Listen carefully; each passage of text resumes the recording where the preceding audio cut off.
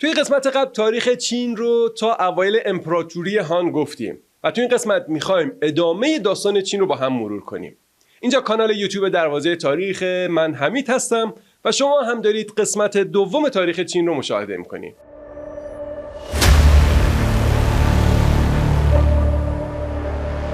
تو قسمت قبل دیدیم که بعد از دوره بهار و پاییز توی چین جنگ‌های داخلی کشور رو به مرز نابودی میکشونه و شرایط اجتماعی خیلی داغون شده بود که این محیط شرایط رو برای رشد اندیشمندا و متفکرای چینی فراهم میکنه تا به دنبال راه حلی برای گذر از این موقعیت باشن. اشخاصی مثل کنفوسیوس مکاتب فکری رو توی این دوران ارائه میدن که سالها نقشه راه حاکمان و مردمان چین میشه. آثار اون مکاتب رو هم امروزه هم میتونیم توی رفتار چینی ها ببینیم. بعد از اون جنگ ها شی هوانگتی ظهور میکنه و با زور و استبداد همه دولت ها رو شکست میده و چین متحد و وسیع رو میسازه تا اینکه به خاطر دیکتاتور بازیاش دوباره علیه شورش میشه و لیو بانگ دودمان هان شرقی یا هان نخستین رو پایه‌ریزی میکنه. تا اینجا رو توی ویدیو قبلی گفتیم، اما بهتر بود که دو تا مطلب کلی رو درباره امپراتوری‌های چین توی ویدیو قبلی میگفتیم که حالا ابتدای همین ویدیو بهشون اشاره میکنیم. اولین نکته اینه که امپراتورها و حاکمای چین معمولاً چند تا اسم و لقب دارن که بیشتر خود پادشاه و سالهای حکومت اون دوره رو به نام لقب اون پادشاه میشناسن. مثلا میگن دوره هوانگ، در حالی که اسم حاکم جو یون جانگ بوده و لقبش بعد از پادشاهی هوانگ شده. کمتر کسی اونو با نام اصلیش میشناسه و مردم بیشتر لقب این حاکم رو میدونن. پس اگه توی ویدیو اسم حاکمی رو شنیدید که واسهتون عجیب بود یا تا به حال نشنیده بودید، با یک جستجوی ساده میتونید لقب اون رو پیدا کنید. ولی نکته مهمتر توی تاریخ چین اینه که وقتی بلایای طبیعی مثل سیل، زلزله، خشکسالی و طوفان توی این سرزمین اتفاق میافتاد، تعبیرش این بود که اون حاکم دیگه حکم آسمانی یا همون مشروعیت الهی خودش رو از دست داده. اما تو بقیه جاهای دنیا، یه جاهای خیلی دور که هیچ کس نمیدونه دقیقاً کجاست و هر گونه تشابه اسمی و شرایطی کاملاً تصادفیه، بلایای طبیعی مثل خشکسالی و سیل به خاطر خوب نبودن مردمه و این میشه از تفاوت‌های آموزه‌های چین و آموزه‌های فرهنگ بقیه کشورها.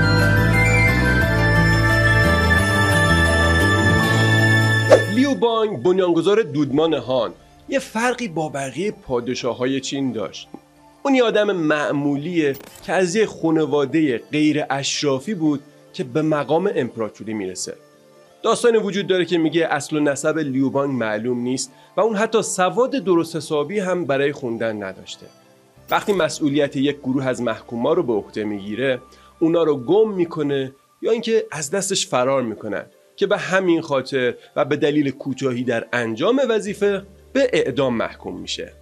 اون که چیزی برای از دست دادن نداشت فرار میکنه و رهبر یک عده فراری دیگه میشه و علیه رژیم سرکوبگر چین شورش میکنه. البته منظورم همون سلسله چینه که قبلا دربارش صحبت کردیم. بعد لیو بانگ و افرادش به نیروهای یک اشرافزاده قدرتمند به اسم شیانگیو از دولت چو که رقیب دولت چین بود ملحق میشن و پایتخت دولت چین رو فتح میکنن. بعد از پایان جنگ بین شیانگیو همون اشرافزاده قدرتمند و لیو بانگ اختلاف پیش میاد که در نهایت لیو بانگ پیروز میشه و بعد از پیروزی لقب گاوزو به معنی جد بزرگ رو برای خودش انتخاب میکنه و سلسله هان یا بهتره بگیم امپراتوری هان رو تأسیس میکنه. با اینکه گاوزو فرمانروای یک امپراتوری وسیعی میشه، ولی رفتار ساده خودش رو نگه میداره و موقع سلطنت رفتار اشرافیگری و آداب و رسوم اونها رو تقلید نمیکنه یا به عبارتی گذشته خودش رو فراموش نکرد که این مسئله باعث محبوبیت اون بین مردم شده بود. گاوزو که خودش از دست سختگیری ها و دیکتاتور بازی‌های دودمان چین مینالید و علیهشون شورش کرده بود، رفتار نسبتا نرمتری داشت و ایدئولوژی حکومتی خودش رو به جای قانونگرایی بیشتر بر اساس تعالیم کنفوسیوس انتخاب میکنه البته نه اینکه به طور کامل قانونگرایی رو کنار بذاره، ولی تحت تاثیر آموزه‌های کنفوسیوس نظام قانونی متعادلتری رو انتخاب میکنه و اینجوری دست به اصلاحات گسترده‌ای میزنه. اون برای شروع کار قانونگرایی سختگیرانه دودمان چین رو کنار میذاره و دستور عفو عمومی زندانی‌ها و آزادی برده‌ها رو صادر میکنه. مالیات‌ها رو کم میکنه و مجازات‌ها رو هم نرمتر میکنه. اگه بخوام یه مثال بزنم، توی دوره حکومت چین یکی از مجازات‌ها این بود که اگه شخصی از اعضای خانواده خطایی رو انجام بده، تمام اعضای خانواده برای این جرم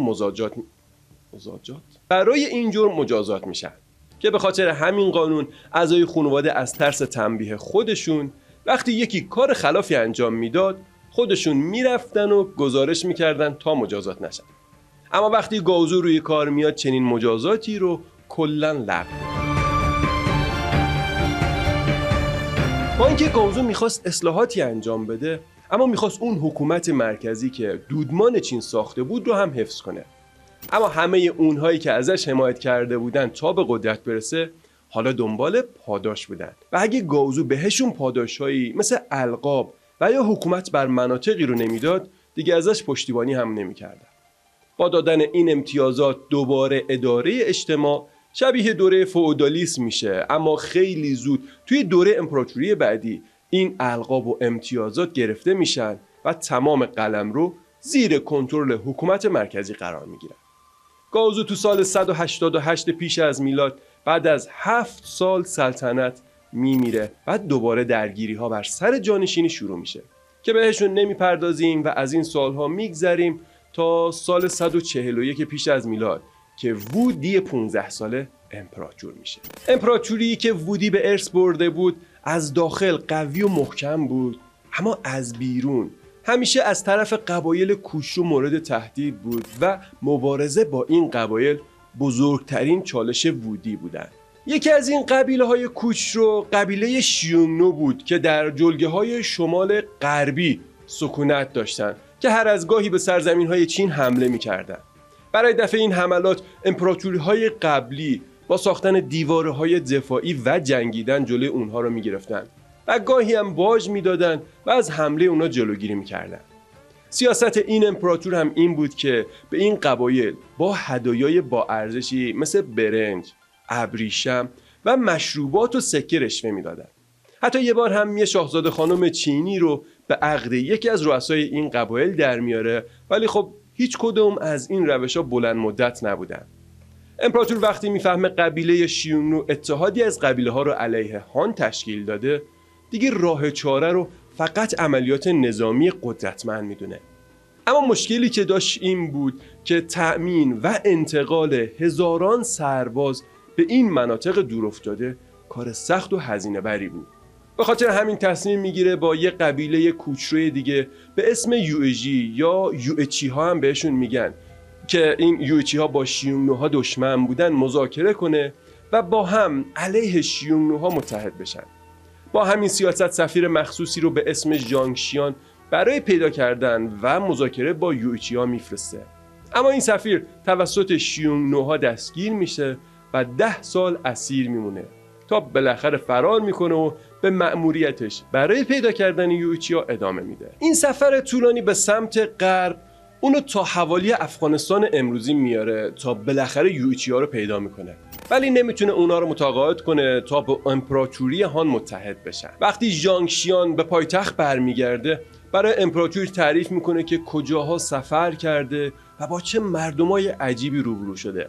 ژانگ شیان میگه که اجناس چینی مخصوصاً ابریشم توی سرزمین‌های دورافتاده دیده و مردم برای این اجناس چینی ارزش زیادی قائلن.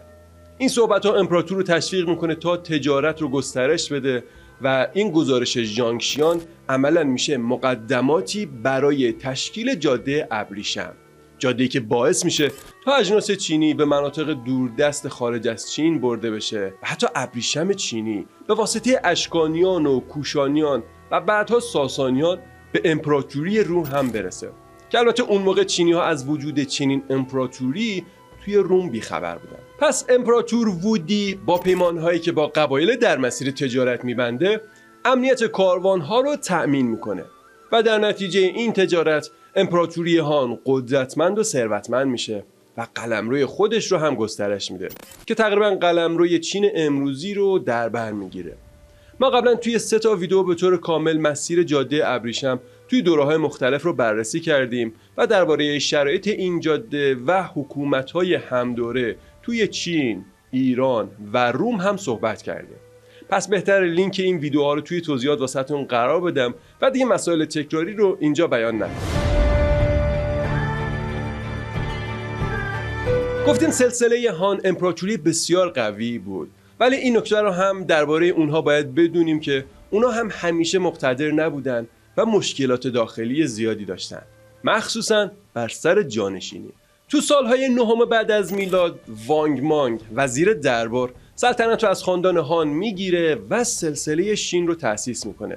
البته نمیشه اسمش رو سلسله گذاشت چون تنها خودش بوده که یعنی خودش تنها حاکم از این خاندان بود و عملا نمیتونیم اسم این حکومت رو سلسله بذاریم. پس بهتره بگیم حکومت شین رو تأسیس میکنه. بعد از اون دوباره حکومت به خاندان هان برمیگرده. اما وانگ از طریق یکی از زنهای صیغه‌ای امپراتور با خانواده سلطنتی پیوند داشت، ولی چون مستقیم از تبار اونها نبود پس در نتیجه غاصب تخت سلطنت به حساب میاد، نه وارث اون. نکته جالب اینجاست که وانگ مانگ تلاش میکرد تا مشکلات امپراتوری هان رو از بین ببره، ولی کم کم حکومت خودش هم درگیر مشکلات و شورش‌های دهقان‌ها میشه. از طرف دیگه اشراف هم که میترسیدن امپراتور جدید قدرت اونها رو کم کنه و ازشون بگیره، علیه اون متحد میشن و شورش اشراف و دهقان‌ها بالاخره سر امپراتور رو به باد میده و بعد از 15 سال وقفه قدرت دوباره به فردی از دودمان هان میرسه که تاریخ‌دانا به این دوره دودمان هان پسین یا هان غربی میگن. تو این دوره پایتخت از چانگان که شهر شیان امروزی میشه به لویانگ منتقل میشه، اما این انتقال پایتخت هم مشکلات این دودمان رو از بین نمیبره. امپراتوری دوره هان پسین که قدرتشون رو مدیون اشراف و زمیندارا بودن دوباره امتیازات اونها رو بهشون پس میدن و کم کم راه و رسم فئودالی برای اداره کشور برمیگرده و این وسط فقط دهقانا بودن که دوباره تحت فشار قرار میگیرن. اما دهقانا تنها قربانی‌های بازگشت فئودالیسم نبودن. سمت‌های اداری که قبلا از طریق امتحانات و بر اساس شایستگی و آموزش‌هایی که افراد دیده بودن بهشون داده میشد دوباره از راه انتصاب در اختیار اعضای طبقات بالا یا همون آقازاده‌های اون دوران در اختیار اونا قرار می‌گرفتن. کم کم امتیازات ثروتمندان بیشتر میشه و خاندان‌های قدرتمند پادشاهی‌های نیمه مستقلی رو میسازن که هر کدوم نیروی نظامی خودشون رو هم داشتن و در نتیجه قدرت دولت امپراتوری کمتر میشه و در برابر شورش‌های رو به افزایش دهقان‌ها هم آسیب پذیرتر میشه. با اینکه شورش‌های دهقان‌ها توی چین چیز جدیدی نبود، ولی تو دوره هان پسین خیلی بیشتر و سازمان یافته‌تر شده بودن. شورش‌هایی مثل ابرو سرخا که اعضای اون رو دهقانای فقیر تشکیل میدادن که وجه اشتراکشون گرسنگی بود. این دهقانا واسه اینکه یک تمایزی با بقیه و نیروهای دولتی داشته باشن روی پیشونشون یک علامت قرمز میکشیدن که به خاطر همین بهشون ابرو قرمزها میگفتن. این دهقانایی که چیزی برای از دست دادن نداشتن شورش‌های زیادی رو انجام دادن ولی در نهایت شکست خوردن. اما سالها بعد یک گروه سازمان یافته‌تر به اسم کلاه زردها یا درست‌تر بگیم زرد سربندها ظهور میکنن که هوانگتی همون امپراتوری زرد باستانی که توی قسمت اول دربارش صحبت کردیم رو به عنوان حامی خودشون انتخاب میکنن و به خاطر اینکه دستمال زردی روی سرشون میبستن به این اسم معروف میشن. ژانگ ژیائو رهبر این گروه به همراه 2 برادرش شورش رو مدیریت میکرد و تو سال 184 میلادی مشکلات زیادی رو برای امپراتور هان پسین به وجود آورد. امپراتوری که داشت نفسهای آخرش رو میکشید. از یک طرف ثروتمندان و زمیندارها و از طرف دیگه دهقانها و شورش اونها و همچنین زیاده‌خواهی درباری‌ها و خواجه‌های دربار مشکلات بزرگی رو برای امپراتور به وجود آورده بودند. ولی این وسط سیل‌ها و قحطی‌ها هم به مشکلات اضافه می‌کردند که گفتیم مردم این بلایای طبیعی رو نشونه از دست رفتن تاییدیه آسمانی حاکم می‌دونستند. خلاصه توی این وضعیت نیروهای نظامی امپراتور شورش دهقانا رو از بین میبرن، اما در نهایت کمتر از 50 سال بعد این حکومت و امپراتوری هم منقرض میشه. تو سال 220 میلادی آخرین امپراتور هان مجبور میشه تا از سلطنت کنارگیری کنه و قلمروی امپراتوری به 3 پادشاهی تقسیم میشه که هر کدوم مدعی بودن رهبرشون وارث برحق تاج و تخت هانه.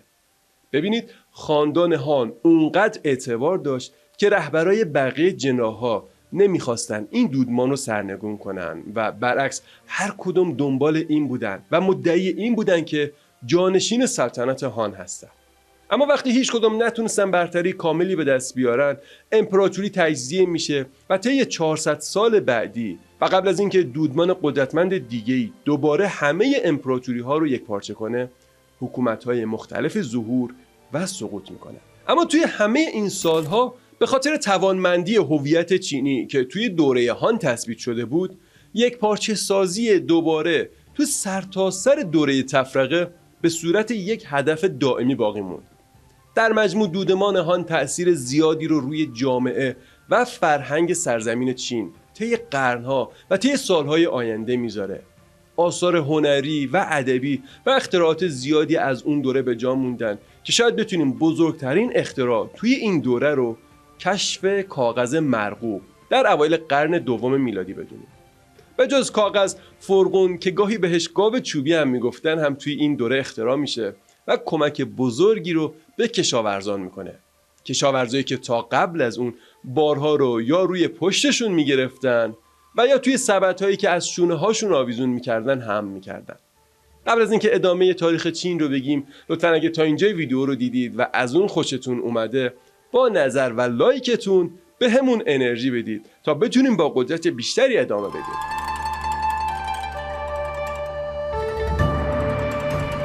گفتیم با انقراض امپراتوری هان دوره 3 پادشاهی شروع میشه و قلمروی هان تجزیه میشه. دوره از آشوب که تقریبا شبیه قرون تاریک توی تاریخ اروپا است.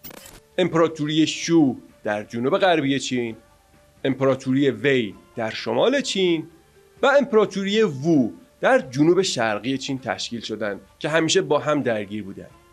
توی همین درگیری ها وقتی خاندان وی رو به نابودی بود، یکی از نظامی ها توی این حکومت اداره امور رو در دست میگیره و توی سال 263 امپراتوری شو رو که گفتیم در جنوب غربی چین بود رو نابود میکنه و بعد پسر همین فرد نظامی امپراتور وی، همون امپراتوری که بهش خدمت میکردن رو از سلطنت خلع میکنه و دودمان جین رو تأسیس میکنه که تقریبا 20 سال بعد یعنی تو سال 280 میلادی پایتخت پادشاهی سوم یعنی امپراتوری وو رو هم تسخیر میکنن تا تنها قدرت برتر چین دودمان جین بشه. اما این وحدت و قدرت زیاد دوام نمیاره و تنها 1 دهه بعد کشمکش‌های داخلی توی این خاندان اونا رو ضعیف میکنه و در نتیجه اقوام و قبایل کوچرو از این آشفتگی استفاده میکنن و از موانع دفاعی قدیمی عبور میکنن تا از سرزمین‌های حاصلخیز شمال چین هم بتونن استفاده کنن. قبایل مغول، شیونوها و ترکا از شرایط به وجود اومده استفاده میکنن و حکومت‌هایی رو در بخش‌هایی از سرزمین تشکیل میدن و شاید این مسئله توی تاریخ چین مهمتر از درگیری‌های داخلی حاکمای چینی باشه. در طول 130 سال سلسله‌ای بعد از سلسله‌ای دیگه به سلطنت میرسن و هیچ قدرتی نمیتونه دوباره تمام سرزمین رو متحد کنه. این دوره رو در تاریخ چین که بعد از حکومت جین شرقی یا جین پسین بود رو عصر 16 حکومت یا دوره سلسله‌های شمالی و جنوبی هم میگن. توی این دوره حاکما اکثرا بیگانه بودن که توی سرزمین‌های چین به قدرت رسیده بودن. همزمان با این دوره ساسانیان توی ایران قدرت داشتن و امپراتوری روم غربی هم به آخر کار خودش رسیده بود که در نهایت اون هم منقرض میشه. اما همین عصر پر از آشفتگی رو یکی از دوره‌های تحول تمدن چینی میدونن. این دوره بیشتر به خاطر آمیزش نژادی و حل شدن نژادهای مهاجم توی فرهنگ چین خیلی مهمه. توی اون زمان به خاطر ارتباط با هند منابع تازه‌ای برای فرهنگ و هنر و تمدن چین پیدا میشه و دین بودا که قبلا توی یه ویدیو به طور کامل دربارش صحبت کردیم توی چین همه‌گیر میشه و آیین کنفوسیوس نسبت به دوره هان کمی عقب نشینی میکنه. راهبای بودایی هندی زیادی توی چین ساکن میشن و دانشمندای هندی که به چین سفر میکردن هم متون سانسکریت زیادی رو با خودشون به چین میآوردن که خیلی از اونها به چینی ترجمه شده بود. همه این اتفاقات برای علم و هنر و فلسفه چین منابع الهام بودن و مجسمه سازی و نقاشی هندی تأثیر زیادی رو بر هنر چین میذاره. با کمرنگتر شدن آیین کنفوسیوس، آیین دائویی به اوج رشد خودش میرسه و با تعاملی که با بوداییسم پیدا میکنه بر آیین بودا هم اثر میذاره. کلا همه این آیین‌ها توی این دوره بر روی همدیگه تأثیر میذارن و بعضی از آموزه ها رو هم از همدیگه قرض میگیرن.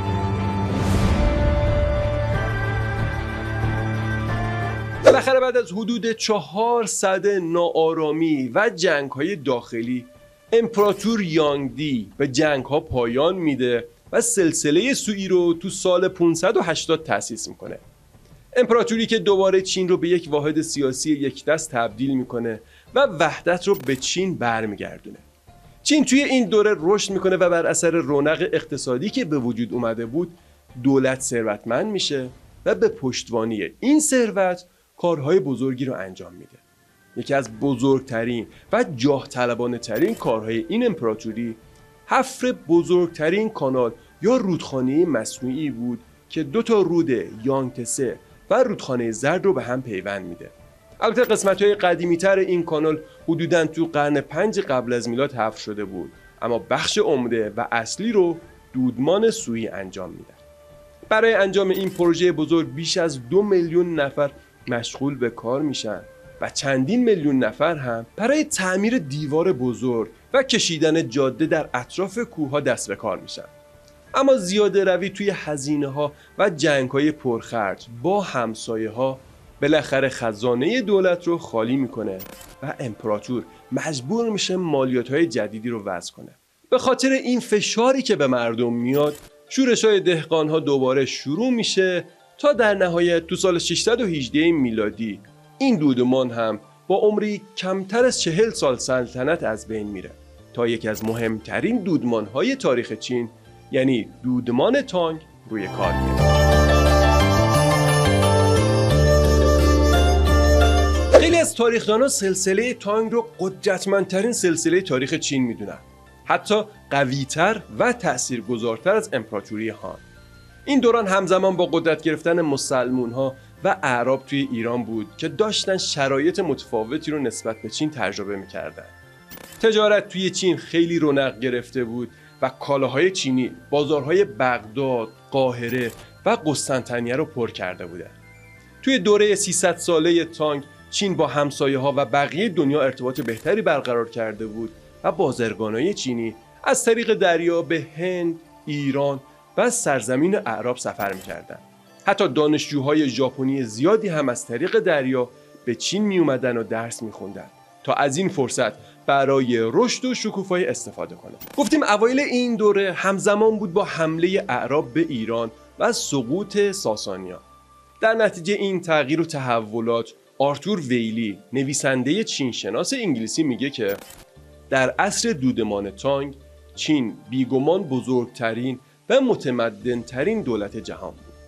خلاصه که توی چین در دوره تانگ دوباره آیین‌های کنفوسیوس گسترش پیدا میکنن و همزمان مبلغ‌های زرتشتی، مسیحی نستوری، بودایی و مسلمان‌ها و پیروان آیین مانوی هم توی چین عبادتگاه داشتن و دین خودشون رو تبلیغ میکردن.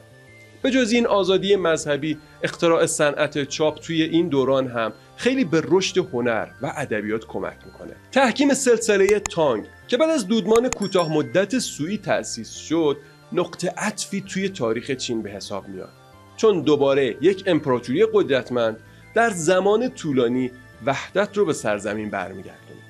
ولی همین امپراتوری قدرتمند تو سال 905 میلادی توی جنگی که توی آسیای مرکزی در منطقه‌ای به اسم تالاس با مسلمان‌ها داشتن شکست میخوره و در نهایت آشوب‌ها و آشفتگی‌های داخلی باعث نابودی این حکومت بزرگ تو سال 907 میشه.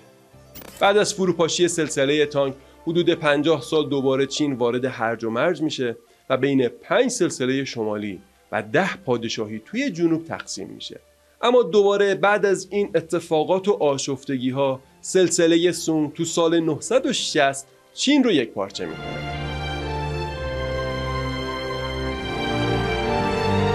بزرگترین مشکل امپراتوری سلسله سونگ حملات پی در پی مهاجمای شمالی به سرزمین اصلی بودن که در نهایت این سلسله مجبور میشه تا محل استقرار خودش رو از نواحی شمالی به نواحی جنوبی منتقل کنه. اما این کار هم مانع این نشد تا چنگیزخان و جانشینانش نتونن چین رو تصرف کنن. وقتی پادشاه‌های سونگ به جنوب میرن از قبایل شمالی شکست میخورن و شمال رو در اختیار کینها قرار میدن و پادشاهی کین توی شمال و پادشاهی سونگ در مناطق جنوبی حکومت میکنن تا اینکه چنگیزخان ظهور میکنه و تو سال 1234 با همکاری سپاهیان سونگ جنوبی حکومت کین رو از بین میبره و به شمال چین کاملا دست پیدا میکنه. اما بعد از چنگیز جانشینانش به سمت جنوب حرکت میکنن و تو سال 1279 سلسله سونگ جنوبی رو هم از بین میبرن و قوبلای نوه چنگیز سلسله یوآن رو توی چین تأسیس میکنه. همزمان با این حرکت هولاکو هم توی ایران حکومت ایلخانیان رو راه انداخته بود.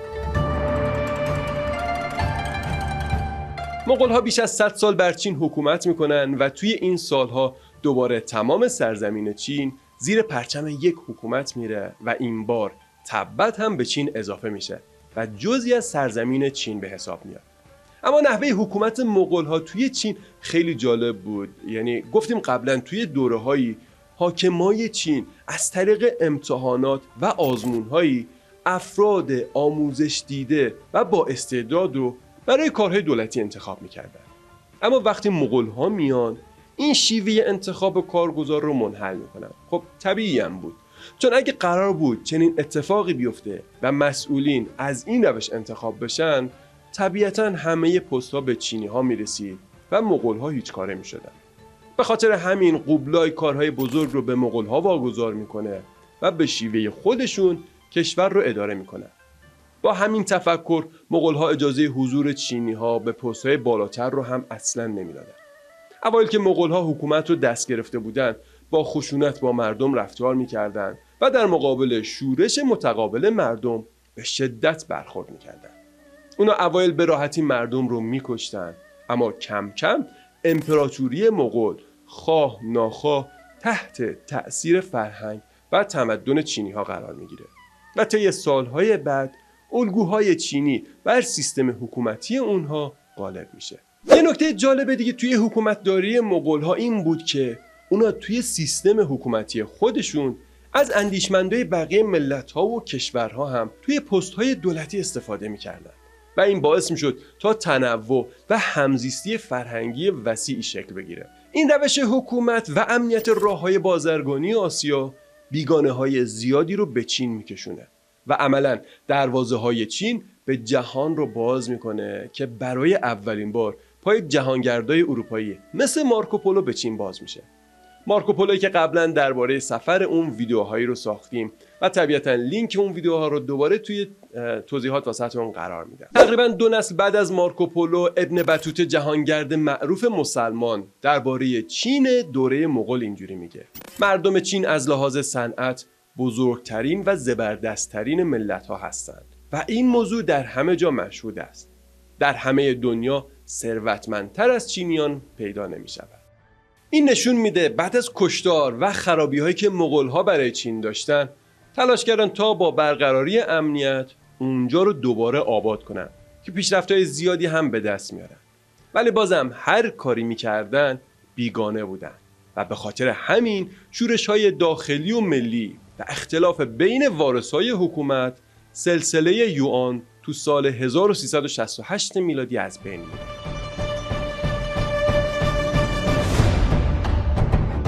جو یوان جانگ، مؤسس دودمان مینگ، تو سال 1328 توی خانواده دهقان فقیر به دنیا میاد. پدر مادر و تقریبا همه اقوامش رو توی قحطی از دست میده. وقتی بزرگتر میشه راهزنی میکنه و بعد کم کم پیشرفت میکنه و دسته بزرگتری از راهزنان رو رهبری میکنه. خب این نکته رو باید بدونیم که این روش کسب درآمد توی اون دوره آشفته تقریبا عادی بوده. ولی تنها فرق جو با بقیه این بود: جو به سرزمینی که حمله میکرد اونو به صورت قلمروی کوچیکی حفظ میکرد و تلاش میکرد تا به نقاط مهم و راهبردی حمله کنه. جو تو سال 1358 شهر نانجینگ رو هم تصرف میکنه که بعداً تبدیل به پایتخت امپراتوری مینگ میشه. در اوایل جو اصلا با قلعه های نظامی دولت کاری نداشت و خودش رو با اونا درگیر نمیکرد و فقط با رهبرای رقیبی که بیشتر مناطق جنوب شرقی چین رو گرفته بودن مبارزه میکرد. بعد از 10 سال جنگ بالاخره تمام رقیبا رو کنار میزنه و خودش تنها مدعی حکومت میشه. اون وقتی به سمت پکن حرکت میکنه، خاقان مغول منتظر محاصره نمیمونه و قبل از محاصره شهر به شمال فرار میکنه و اینجوری چین به دست فاتح سلسله مینگ میفته. معمولا اسم سلسله های چین به این صورت انتخاب می شدن که مؤسس سلسله اسم منطقه‌ای که قبل از امپراتور شدن حاکم اونجا بوده رو برای سلسلش انتخاب می کرد. اما مؤسس سلسله مینگ که گفتیم قبل از امپراتور شدنش رهبر عده‌ای از راهزنا رو به عهده داشت، از این سنت برای اسم گذاری سلسله استفاده نمی‌کنه و اسم سلسله خودش رو مینگ به معنی درخشان میذاره. گفتیم جو یوان جانگ که بعد از پادشاهی به امپراتور هونگ وو معروف میشه، شهر نانکن یا نانجینگ رو به عنوان پایتختش انتخاب میکنه. این انتخاب هوشمندانه چندین نکته مثبت رو برای هونگ وو داشت. اول اینکه سالهای زیادی اونجا بود و قدرت زیادی رو توی این شهر داشت و با مردم و همچنین منطقه آشناتر بود. نکته بعدی هم این بود که این شهر در کنار رود یانگتسه قرار داشت که از طریق قایق به همه نقاط ثروتمند چین دسترسی داشت و از همه اینها مهمتر در مناطق مرکزی چین قرار داشت که از حملات ناگهانی اقوام شمال چین در امان بود. این شرایط باعث می شد وقتی این اقوام از شمال حمله می کردن، پایتخت فرصت کافی رو برای آماده شدن برای حمله داشته باشه. اما سومین پادشاه این دودمان تو سال 1420 پایتخت رو به پکن منتقل میکنه. پکنی که چسبیده به مناطق شمالی و در همسایگی اقوام شمالی بود که توسط دیوار چین محافظت میشد. اما تو سالهایی که مغول‌ها توی چین حکومت میکردن دیگه به این دیوار توجهی نمیکردن و خیلی از قسمت‌های اون تخریب شده بود. خلاصه وقتی پکن پایتخت میشه، پادشاه‌ها همش نگران مرز و حمله اقوام شمالی بودن و به همین خاطر هزینه‌های زیادی رو صرف ساخت، تعمیر و نگهداری دیوار چین می‌کردن. دیواری که بخش‌هایی از اون از 2000 سال قبل و طی دوره‌های مختلفی ساخته شده بود، اما چیزی که الان از این دیوار مونده بیشتر یادگار همین دوره مینگ.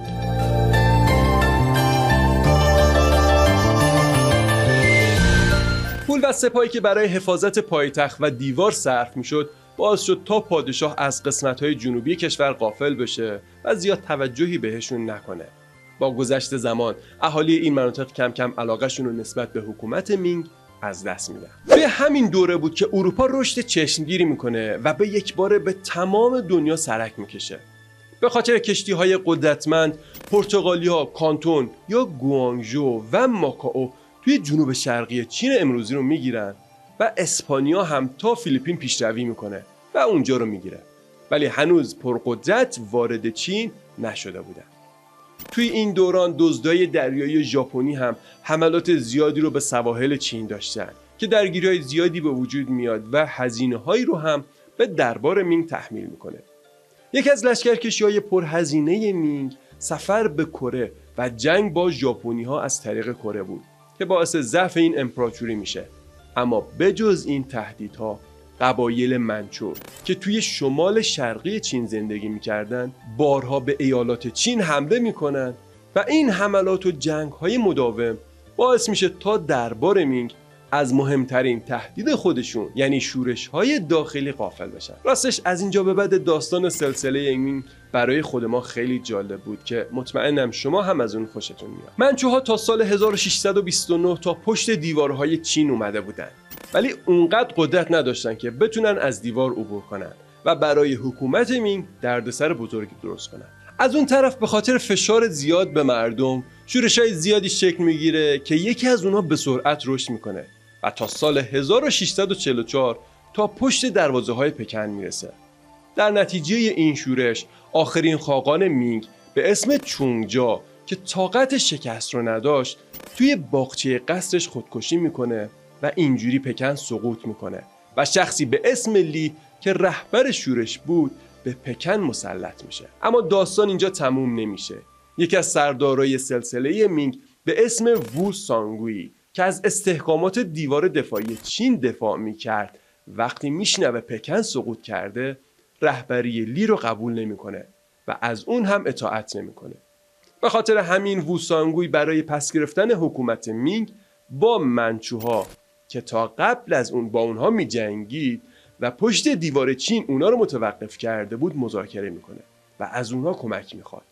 منچوها هم که از خدا خواسته بودن بهش قول مساعدت میدن و اینجوری وو سانگوی دروازه های دیوار چین رو باز میکنه و منچوها بدون مبارزه و درگیری وارد چین میشن.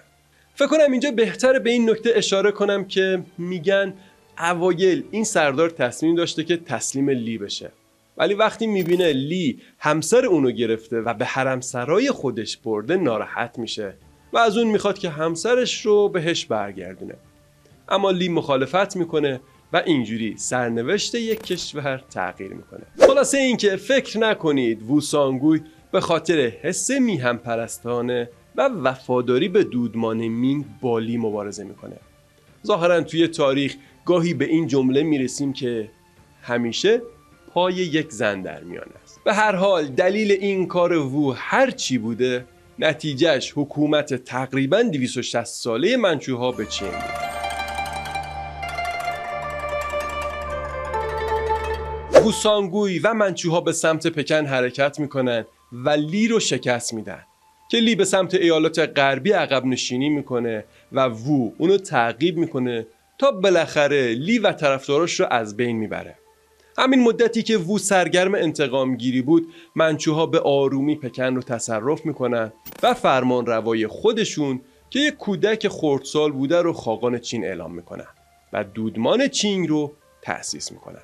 منچوها شمال و غرب چین رو تقریباً بدون جنگ و خونریزی به دست میارن، ولی مردم جنوب مقاومت میکنن.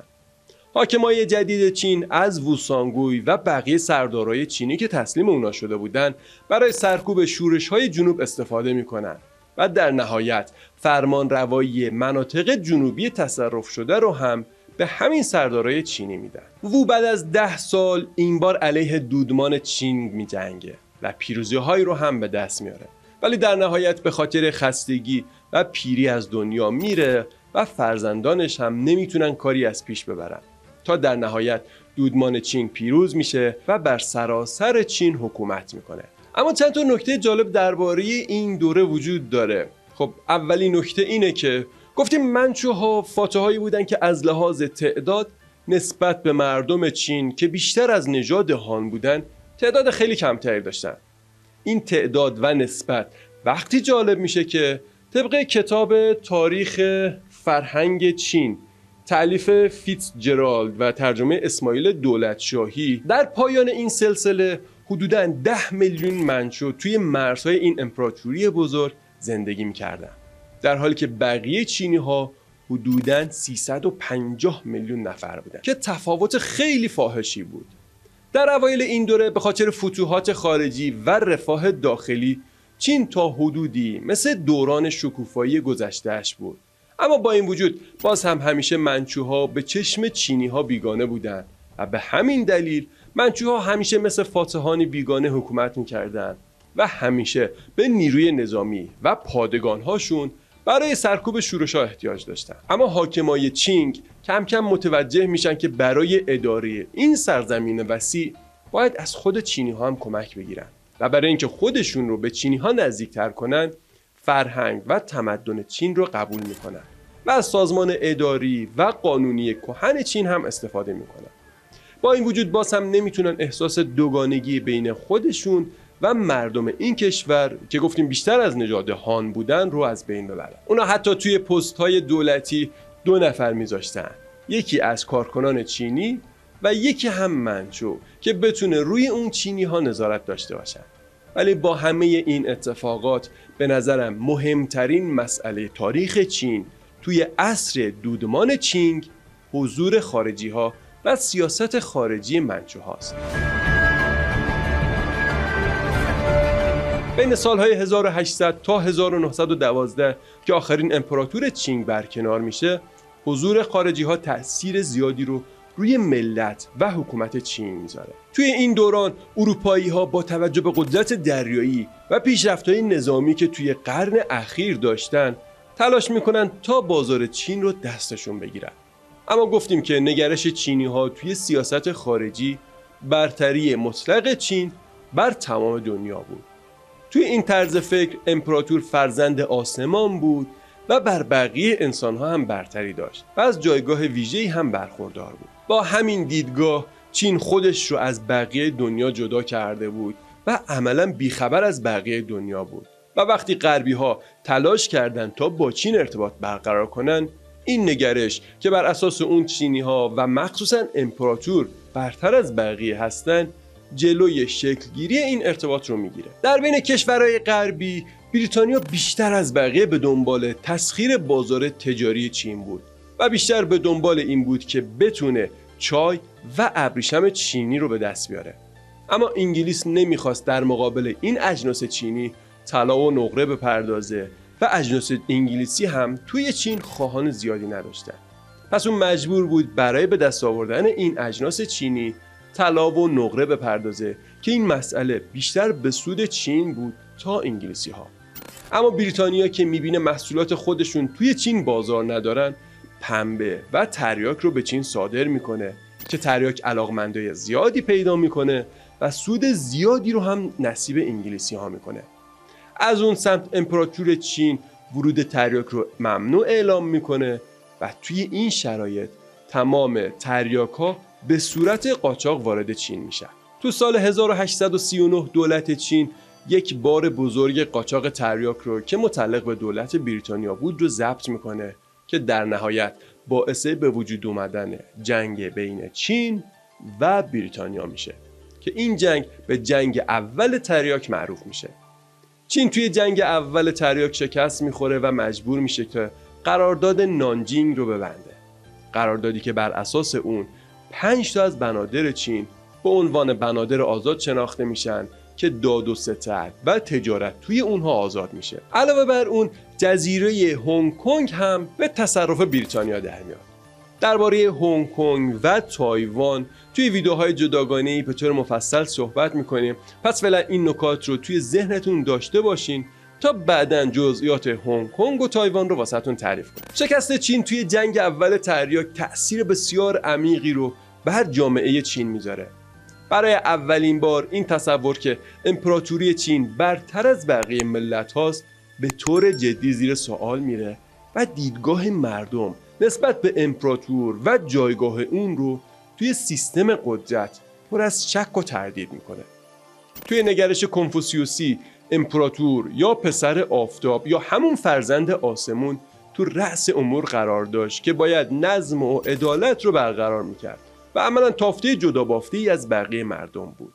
اما با این شکست هم جایگاه امپراتور و هم دیدگاه کنفوسیوسی دوچار چالش بزرگی میشن. این شکست باعث سرخوردگی و تحقیر ملی شده بود که بعدها چینی‌ها این دوران رو قرن تحقیر ملی نامگذاری میکنن. سالهایی که خارجی‌ها با دولت چین هر کاری که میخواستن میکردن و با هر بهونه‌ای امتیاز جدیدی از دولت چین میگرفتن. علی بندری تو کانال بی پلاس یه ویدیو درباره جنگ‌های تریاک داره که پیشنهاد میکنم اگه به این موضوع علاقه دارید حتما اونو نگاه کنید. لینک این ویدیو رو هم توی توضیحات واسهتون قرار میدم تا بتونید راحت‌تر بهش دسترسی داشته باشید. خلاصه بعد از ضعف امپراتوری چینگ و شکست توی جنگ دوم تریاک بین سالهای 1856 تا 1860 شورش‌ها توی چین بیشتر میشه و بلایای طبیعی مثل خشکسالی و قحطی و سیل هم بحران اقتصادی چین رو بیشتر میکنه. تو قرن 19 چین هم سرنوشتی مشابه سرنوشت بقیه تمدن‌های بزرگ آسیایی مثل هند و ایران داشت. یعنی تمدن کهن و فرسوده که تاب مقاومت در برابر جهانگیری تمدن جدید و پویای اروپایی رو نداشت و کم کم به چنگ قدرت‌های اروپایی میافته. نفوذ افکار جدید، شورش‌های مختلف و دخالت خارجی‌ها تو اوایل قرن 20 انقلابی رو پدید میاره که طی اون و تو سالهای 1912 به پادشاهی منچوها پایان میده و آغازگر یک دوره آشوب‌های بزرگ فرهنگی، تاریخی، سیاسی و اجتماعی توی چین میشه که در نهایت باعث تشکیل حکومت کمونیستی جمهوری خلق چین تو سال 1948 میشه.